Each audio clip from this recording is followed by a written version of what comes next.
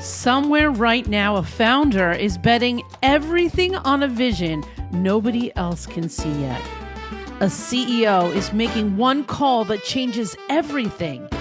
And a leader is finally stepping into who they were always meant to be. The difference between those who dream it and those who build it? They found the right ingredients. I'm Julie Riga. This is Stay on Course Ingredients for Success, and you just pulled up a seat at the right table. Stay on course, find the ingredients inside of you. A little courage, a little grace, the legacy you leave is the life you choose. Stay on course, every story's got a recipe. So pull up a seat, take your place, and cook up who you're meant to be.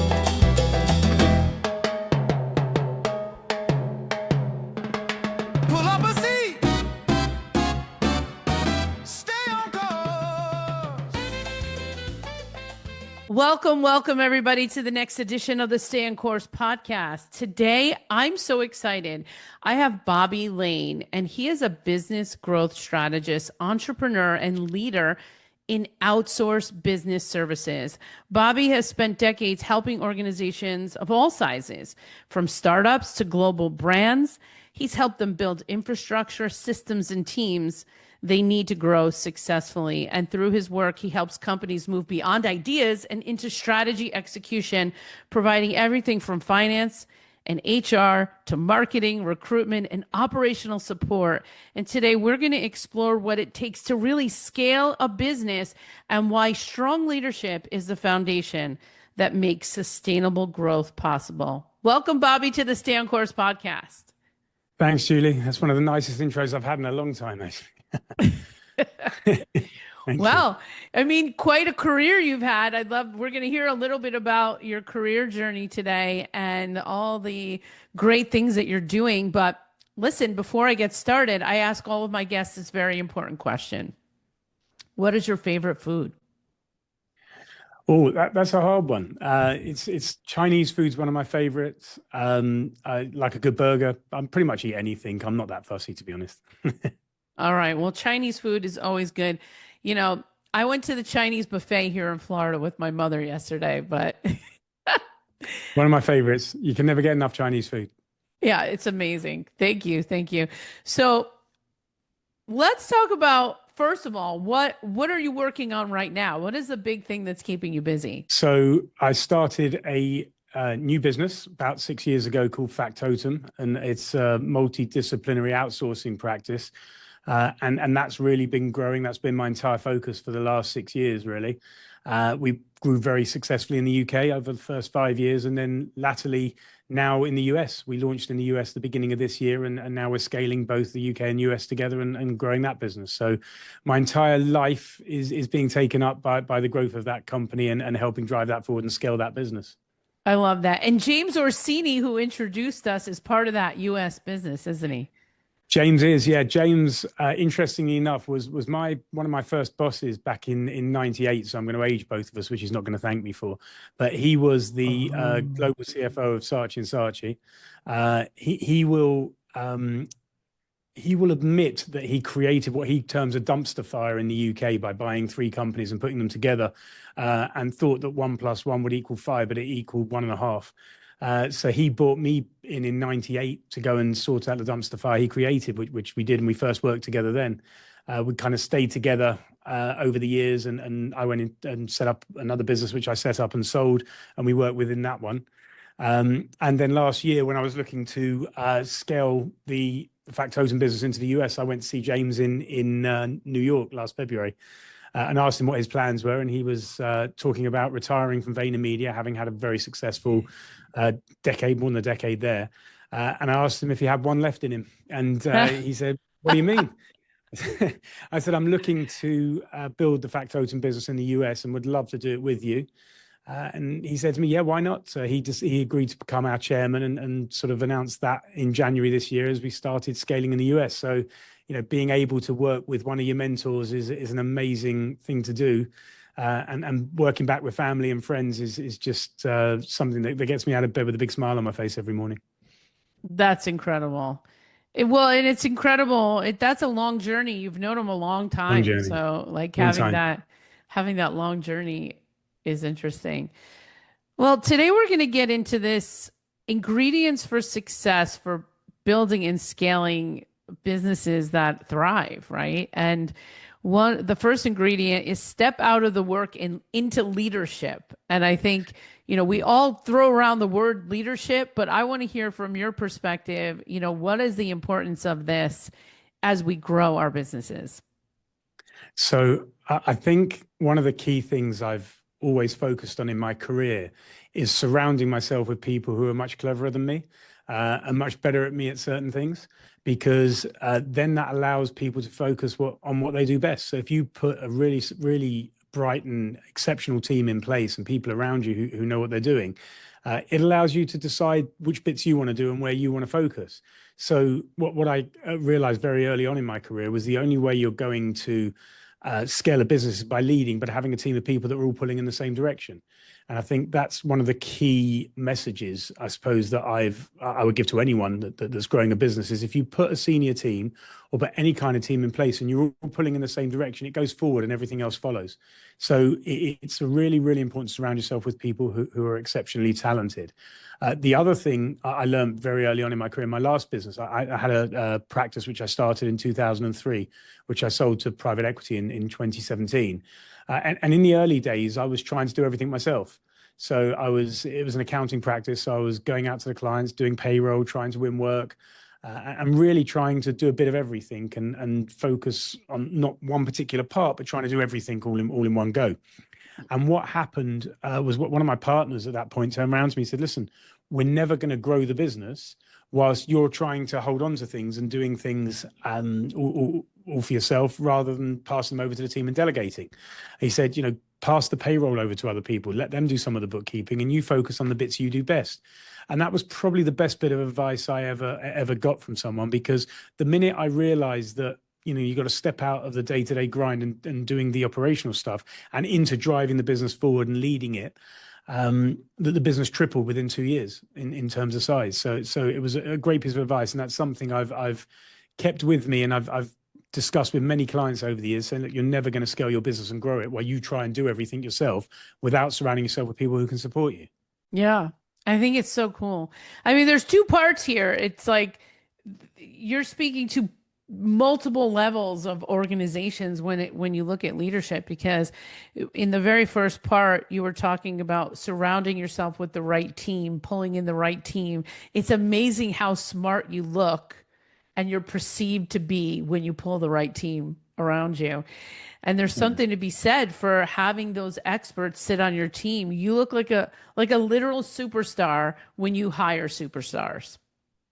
Look, the reality is when you put really clever people in a place together and say to them, right, let's work out what we're going to do together, it just seems to work. And it's happened for me over the last 3 decades. And I think it's allowing people to find where they are best, what they do best, and letting them focus on what they do best. Yeah. And if you do that, you're going to win. And I think also, the key here is to create a business environment where people feel supported, they feel safe. They're able to make mistakes, because everyone makes mistakes, and there's no blame culture, and you support people. And when they have those bad days or bad moments, you're supporting them and helping them drive forward. So the key is to create an environment where people feel safe, secure, wanted, and valued. Everything else follows. You don't need to then try too hard. I've seen lots of businesses trying really, really hard to create a culture and fake engagement and fake comments with their clients and customers, and it's just really frustrating. If you are genuine about what you're trying to achieve and what you're trying to offer, it just happens naturally, and it doesn't have to be forced. Yeah, and it all falls on the leader, and because they're running it. Yeah, I love the John Maxwell quote: "A leader is one who knows the way, goes the way, and shows the way." I love that definition because it really speaks to the heart of the leader, and the idea that this leader needs to have done some of the growth work so that all that stuff that you're talking about, all the non-authentic stuff, doesn't get pushed out. You see it, you can see it like the way you were just talking about it. This fake culture starts with the fake leader, because everything rises and falls on leadership. And that's why we do leadership development. We go to courses, we do growth work. I'm a little obsessed with that right now, Bobby, the leadership piece of it. Look, I think it all comes down to the type of leader you are, but also you've got to believe and really believe. You've got to believe in what you're doing. You've got to believe it's going to be successful, and you've got to really want it and show and be able to demonstrate that passion for the business. Because if you're the leader of a business, how you are and how you walk into that company, that business every day affects the entire business. If you walk in and you're really nervous and jittery and worried, and you're sitting at your desk really jumpy, that's going to basically transcend everything, and everyone's going to feel that within the business. If you're walking in positive and saying things are great, we're going to win work, everything's fantastic, we're doing really, really well, and everyone loves us, that positivity also goes across the business. So you have to believe in what you're doing and let your team see that you believe in it, because if you're not passionate and don't believe in it, it's never going to work, no matter how hard you try. And when I was throughout the decades, my daughter and I had a conversation, because she's got her own business. And I always said to her, one thing I always said to her, always surround yourself with radiators, not drains. And what that means is you want to surround yourself with people that radiate energy and positive energy, and not people that drain your energy. So as a leader, you want to surround yourself with people that are going to reflect that energy and radiate it, and not drain and suck out the life of the business and any fun and any passion. So you've got to lead a business from the front and believe in what you're doing and let people see that passion and belief. I love that. And people that are looking for jobs right now, I hope you're listening, because that energy that you bring to your interview, it gets translated, and people want to be around good energy people, and people that know energy and read energy can feel it right away. If you come in the room with a negative vibe, people know it. Yeah, absolutely. You've got to really believe in what you're doing and have that passion and drive and energy, because people feel it. As you said, I completely agree with that. And I think genuinely, a lot of people that are a bit more spiritual than I am, when they're trying to manifest things and manifest new work and leads and things come in, they say you put stuff out into the universe and it comes back. And if you believe in it and you passionately believe in it, and I was a bit cynical over the years, but having been 30 years, if you're sitting there going, I really could do with winning some work this week, and you're putting out going, I'm going to win some work this week, it just happens. It just comes. Happens. And it just happens. And I've seen it time and time again. And whether you believe in it spiritually or not, if you put positive energy out there and you believe things are going to happen, it does happen. It does. Whether you believe in it or not. I know, it's true. I mean, it's absolutely true. Bobby, it's very funny. I'm writing a new book, and it's called Before I Lead. It's all about the preparation of you getting ready for leadership. And it's like the first time ever I allowed myself to say something that I probably have never said it on my podcast yet, but I'm going to say it right now. And it's something that I want to continue to talk about. And it's just simple like this: leadership is spiritual. End of sentence. Period. Leadership is spiritual. If you haven't done the work on yourself, you're not going to be able to have the influence that you would like to have within your business and the work that you do, because it comes from within. And so I'll leave it at, I don't know if I just opened a can of worms or what. No, I completely agree. Do you know what? Was having this conversation with someone the other day. I was saying, look, your work life is the same as your personal life. If you're in a relationship with someone in your personal life and you're not completely committed to it and 100% into it and believe in it, never going to work. It's the same in business. If you don't believe in your business, if you don't believe in your team and you're not passionate about it, it's never going to work. So you have to believe, you have to be passionate. And as I said, I'm not the most spiritual person, but over the last 30 years, 40 years, I've learned a lot. And sometimes you just got to go with it. That's right. All right. Thank you for going deep with me just for that moment. Let's go. We're going to go into the next aspect, and that is building the right infrastructure before you need it. Because things can move fast. Yeah, listen, I think one thing that I've known, the reason we expanded into the US was because, listen, I had a house in South Florida for 12 years, so I'm very passionate about the US. But it's the different culture and the different speed that the US works to the UK.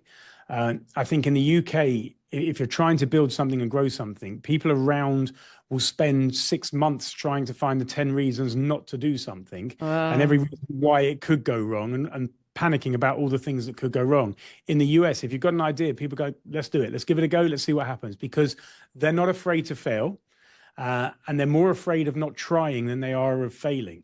So I believe in the US, there's a much more entrepreneurial flair and things move at a much faster pace. And the number of US businesses that come here and they try and set up something in the UK and they say to me, you know, why does it take so long? Why is it so hard here? But things can move very quickly, and especially in the US, things happen very quickly and grow very quickly. And the opportunity to scale quicker is quite amazing, really, when you look at it. And I was speaking to someone who's got a contracting business, and they said, you know, they started their business and they were signing up people by the side of the road with pen and paper. They grew the business to 150 million bucks and were still signing up people on the side of the road with pen and paper. And it was a mad business that had completely grown and they, you know, was getting a bit out of control.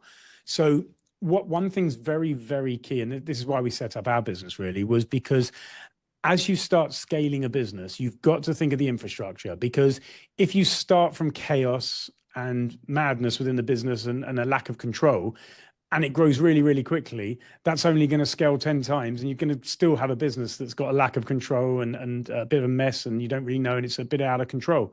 So you need to think at the beginning about, what do I need to put in place to help me grow that business and scale it in the right way and have the right infrastructure in place to go and grow it in a controlled way rather than just adding to chaos. Yeah, that is absolutely the truth, because things move fast. So tell us, inside of the infrastructure, what are the most important critical pieces of that they should be, business owners and leaders should be thinking about? So from my perspective, you know, the back office is very, very key, because most people go and set up a business to sell a product, cut hair, sell cars, build buildings, but they don't go into a business to be accountants and marketing people and HR people and deal with all the issues that go with it. So one thing that people genuinely get wrong is the importance of that back office infrastructure to make sure you've got a sound foundation within that business. You know, making sure you've got monthly management information. I was with a lawyer recently who said to me the one thing he'd really like is to know at the end of the month what their profit is, what they build, where they're going, how they're performing against their budget. So to know and be able to make decisions within the business about growing it, because if you're going to scale quickly, you're going to need to make decisions, and being able to make decisions off the back of information that you have that's reliable, and you can make decisions based on that information rather than your gut instinct and a feel for what the business is doing, is really key and critical. Also, if you don't control your people within the business and your team, you know, and people are coming and going very, very quickly, you know, you're wasting money on recruitment fees, you're wasting money on training people that don't work out, and you're getting it wrong many times. You know, we saw a business recently that they said every 3 people they hire, 1 works out and 2 go. So if they looked at the back office of look at the way they were controlling their people, they wouldn't have to replace people every few months, and they'd be able to retain them better. So making sure you've got the infrastructure in place to plan, understand the business, and know what's going on is really, really important. But also it's about how you grow the business, and you've got the right systems in place for growth. Yeah. And one place that I've seen a lot of businesses get it wrong is the way they're onboarding and training people when they start. You know, because it is really in the first 90 days that you're going to see if this person is going to be successful or not successful. And it's amazing how many times I speak to business owners and I'm like, okay, so show me your onboarding process. Like, how are you training your people? What SOPs do you have available for them? And it's just the whole process. If it hasn't really been thought about, it becomes a bottleneck. And, you know, I've worked in some very large companies. I've worked at, you know, Novartis and Johnson & Johnson and Bayer. I worked at the biggest companies, and their onboarding programs are way too complicated, right? Yeah. So it's like, okay, you have to take these 97 onboarding program tutorials before you start your job. And then there's like these 1,700 people you need to meet with. It's a lot. So it is really an art, I think, of people that want to continue to keep their employees, that we bring them on correctly, and that, you know, you continue to help them grow along the journey. Because I bet some of those people that don't last, they haven't made any friends at work. They don't have, you know, I like this idea of having a work bestie, you know, for people that are working in the corporate space, you know, having people to be accountable to talk to have lunch with, like the basic things in life. You'd be surprised how those little things that people can do to help build the longevity of the people, because as we all know, it's expensive to hire people and to Yeah. find new people. Huge expenses for those kinds of activities. And it's expensive when you get it wrong as well. I've been Yeah. hiring people for over 3 decades, and I've got it wrong along the way. I remember sitting in a meeting with someone we hired, and I had great hopes for this person and thought they were going to be the next best thing to happen to the business. And after a month, I called the person in and I said, listen, the person sitting in that chair is not the person that's on this resume. I said, I've gone through and you said certain things that just are not right and not true, so it's just never going to work, and you get it wrong. But it's also important to recognize when you've got it wrong, fire quickly and hire quick. I don't know which way around it goes, but it's one of those sayings. But don't waste your time holding on to people that are just not going to work out, aren't culturally right, because they can be toxic within the business and not work out for the company and cause more problems than they solve. Yeah. So interesting. Okay, so before we move on to the next ingredient, what is your take on AI and the integration of AI when you're building your infrastructure right now? So it's a really timely question, because last week I posted something on social media, which was a friend of mine was using a courier service. And the courier service, he put a note on his front door saying, please don't leave anything here, just leave it down the side because it's not, it'll get stolen or whatever. And they basically, threw the parcel at the door and ran away. And he gave them a 1-star TripAdvisor, 1-star TrustAdvisor review, Yeah. saying you're a bunch of idiots. It was written on the door. I've got you on video throwing at the door and running away without even waiting. This is absolutely appalling, and you should be ashamed of yourselves. And clearly the AI bot that was responding to their 1-star review, calling them a bunch of idiots, said, "Thank you for your positive feedback. We value it. Means a lot to us." And that allowed me to post all over social. This is why you still need human capital and people that have got experience and the ability to know what's right and wrong to manage the technology. So AI is a huge opportunity for business, huge opportunity across my business and every business to automate processes, but it's never going to replace human capital. It's never going to replace the need for someone of experience to give their judgment. And the businesses that will be successful, look, there's going to be trillionaire businesses that are incredibly successful from AI, but the one that's going to win is going to be the one that basically marries up the technology with human capital and realizes that there's still going to be a need for experience. I think it was IBM maybe that fired all their apprentices and trainees on the basis they didn't need them. They were going to get replaced by technology, and then realized that in a few years' time they'd have no one with any experience who could go and make decisions or could look at what was right and wrong. So they hired them all back. So I do believe that technology is an enabler that's going to allow to automate process and speed up processing, but it's genuinely still going to need people of experience with the ability to make decisions to support that. So it's an interesting time, but I've seen it before. I've been an accountant for many, many years. When spreadsheets first came in and they were doing away with ledger books, people thought accountants were doomed and they pivoted. 10, 15 years later, cloud accounting came in and everything was being done on accounting systems and everyone thought we were doomed and we pivoted. It's the third iteration. It's just they'll pivot and people will be giving advisory services and translating what the technology is saying into actions. Exactly. I mean, we've been pivoting since 1998, Bobby. We've been pivoting. We pivoted, Absolutely. When we first started really using the internet, that was a big pivot for a lot of people. And then I think the second pivot for me was like when we started hearing about social media. Yeah. Because when I was working at Novartis at the time and they were like talking about it, and everybody was so afraid of social media using it. Oh my gosh, this is going to open up so many like bad reviews for people and things like that. But we got through that hump and look where we are now. And now we're here at the intersection of integrating and transforming organizations with AI. And I think it's a huge opportunity. I think it's like such a good opportunity too for creatives. So creatives can be more creative and, for burnout. I think over the last like couple of years, we've been so burnt out by all the work that we've had to do. I don't know, the influx of like what has been put on us. But now with AI, I feel like if you have one of those jobs, this is making your job easier, which is so exciting. I'm so excited about it. I think certain parts of it are being made easier. I think the challenge we've got is that I think it is stifling a bit of creativity because AI is just scraping stuff from the internet that's already been done, already out there, and content that's already out there.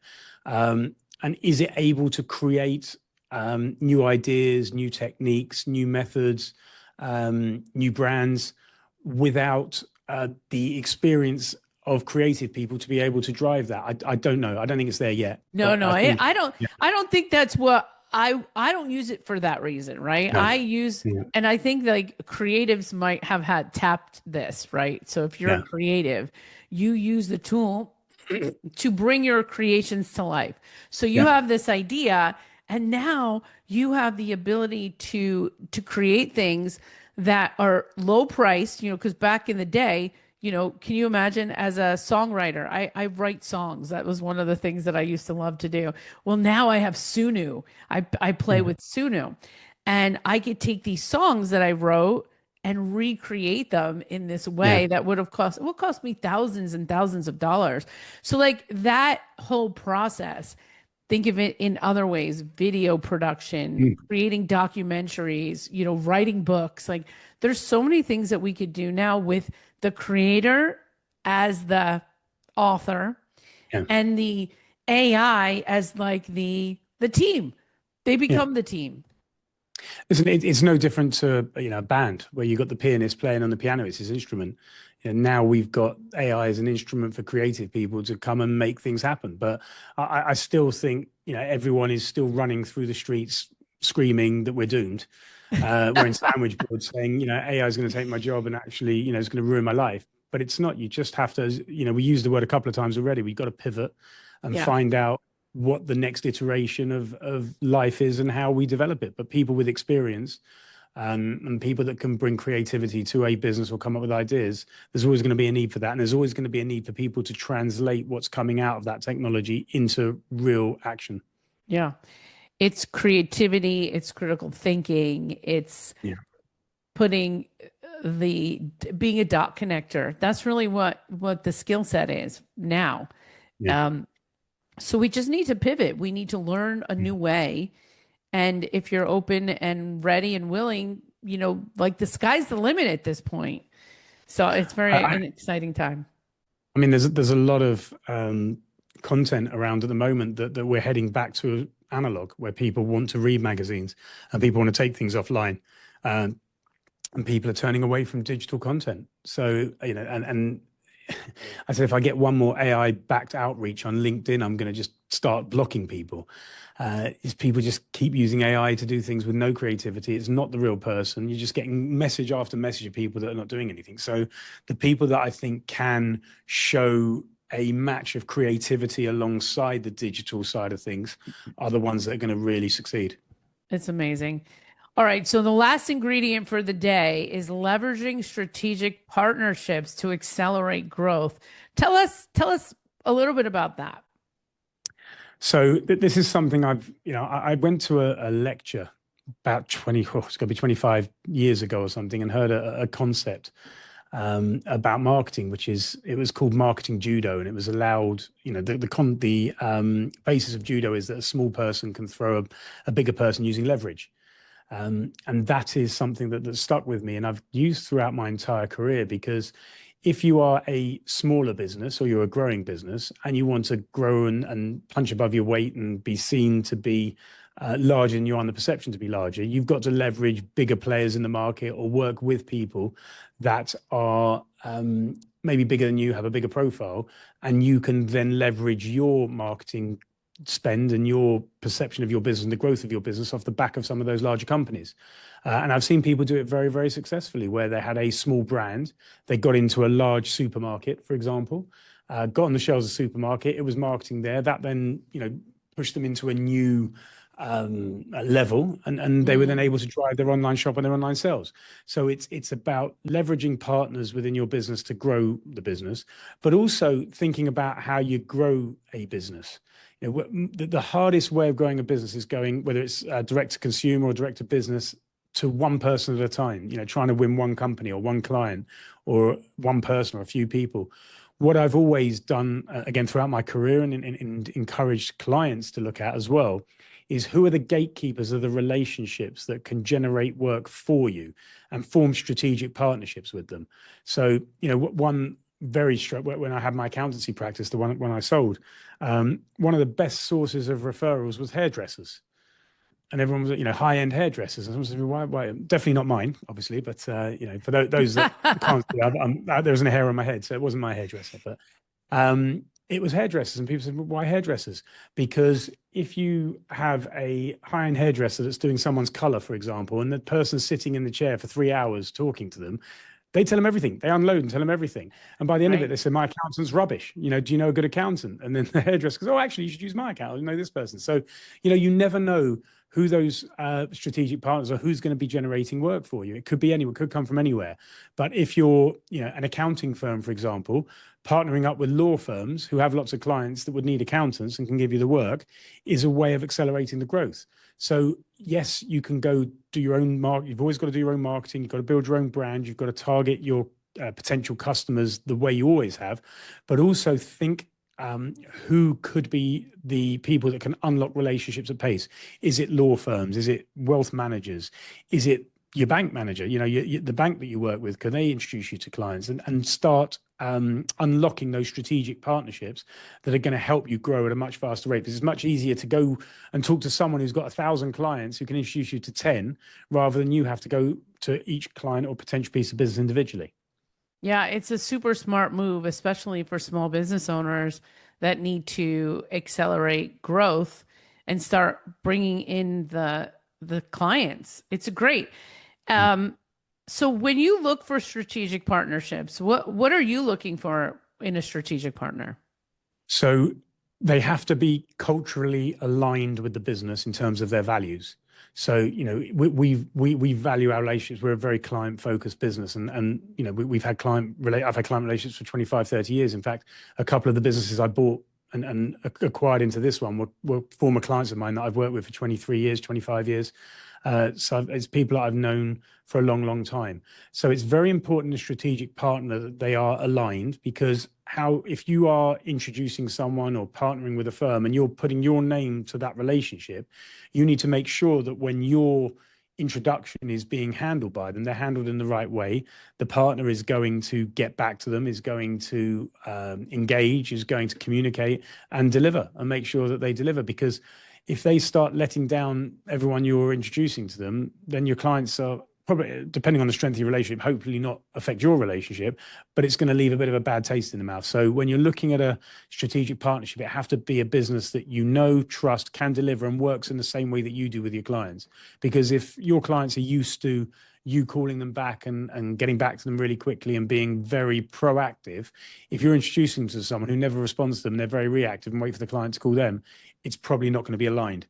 So it has to be a cultural and strategic alignment first, and also something that's mutually beneficial.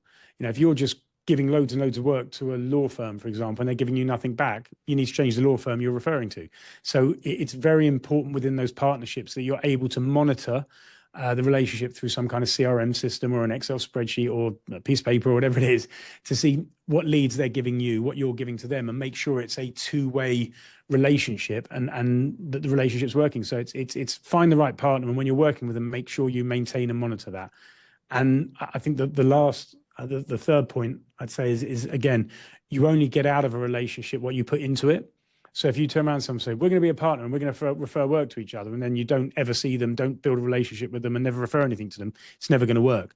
So you have to put the energy into that relationship. So if the leader doesn't have time to do it, find someone within the business who understands that partner and can work with them and can manage that relationship and drive it to make sure it's loved, nurtured, and the maximum you can generate from that partnership is being derived. Yeah, I love that. It's great advice. It's so good. So thank you for this conversation. I think it's been amazing. So many gems dropped today. Is there any final thoughts as we close the podcast today? So look, I genuinely believe there's still never been a better time than now to start a business. The opportunities exist, especially in the US. It's easier to grow and grow fast. In the UK, there are still lots of opportunities, and there's lots of creative opportunities coming up all the time. People shouldn't be scared of AI, because with people that are utilizing AI in their business, they're going to need a whole lot of services as well. So they're new businesses that are going to need supporting as well. But I think the reality is, if you've got a business idea, it's something you believe in passionately and you think it's worth doing, go for it. But only do it if you believe in it and you really want it, because it's never going to work if you don't. I love it. Thank you so much. And where can our audience find out all about what you're doing? So got a website, factotum.com. Basically hit me up on LinkedIn.